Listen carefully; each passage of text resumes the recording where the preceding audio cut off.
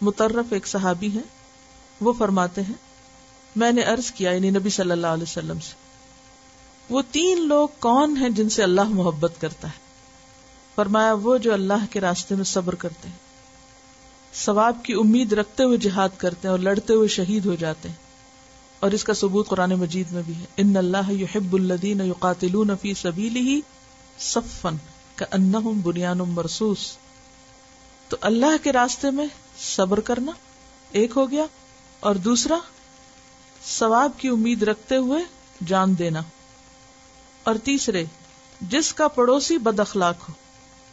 اور پڑوسی میں بعض اوقات ساتھ کا ہمسایہ نہیں، گھر کا کوئی فرد بھی ہو سکتا ہے، کیونکہ بعض اوقات پڑوسی تو بہت اچھے ہوتے ہیں لیکن گھر میں ہی رہنے والا کوئی بہن بھائی اتنی مصیبت بن جاتا ہے یا کوئی اور کہ انسان تکلیف سے نکل ہی نہیں پاتا.